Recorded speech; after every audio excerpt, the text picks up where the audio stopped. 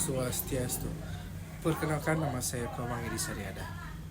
Hadirin yang saya hormati, marilah kita panjatkan puji syukur kehadapan Ida Sang Yang Widiwasa, Tuhan Yang Maha Esa. Karena atas rahmatnya, kita dapat berkumpul pada hari yang penuh berkah ini.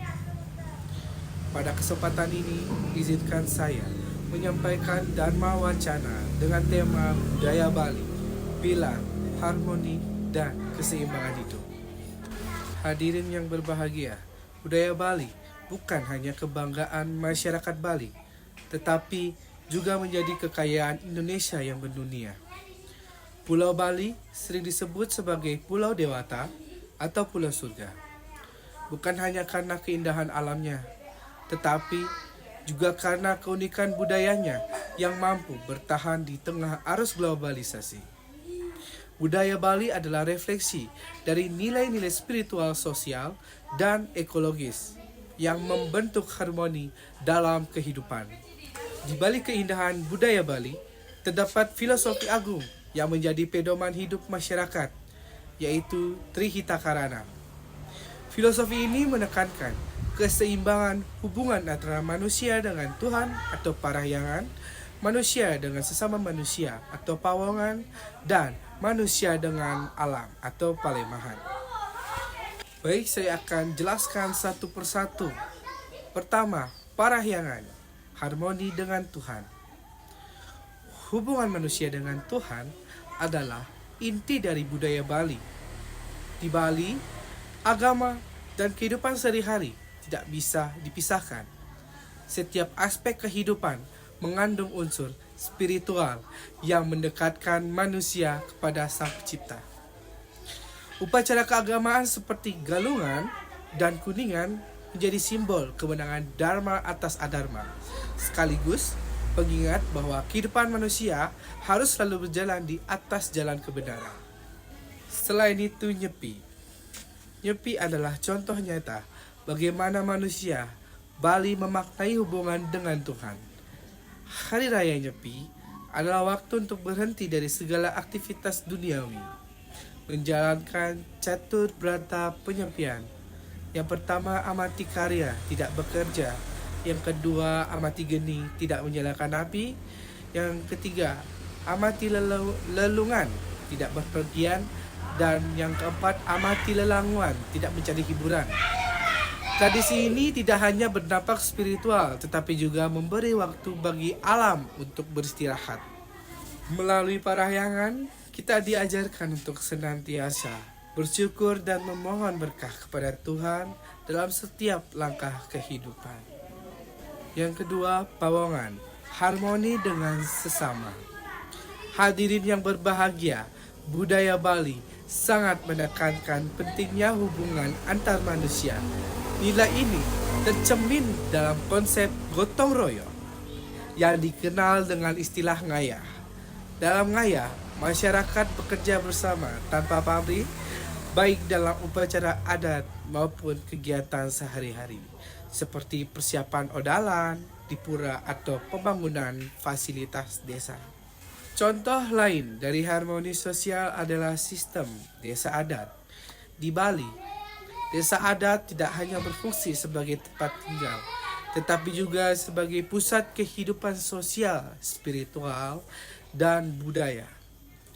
Desa adat dipimpin oleh bendesa adat yang bertugas menjaga keharmonisan di tengah masyarakat. Dengan struktur ini, masyarakat Bali memiliki keteraturan dan stabilitas yang kuat. Namun, Pawongan tidak hanya soal gotong royong.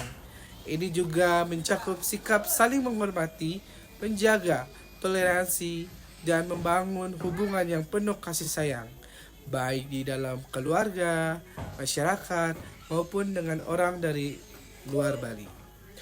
Dengan menjaga hubungannya baik dengan sesama, kita dapat menciptakan kedamaian dalam kehidupan. Yang ketiga, Palemahan, harmoni dengan alam.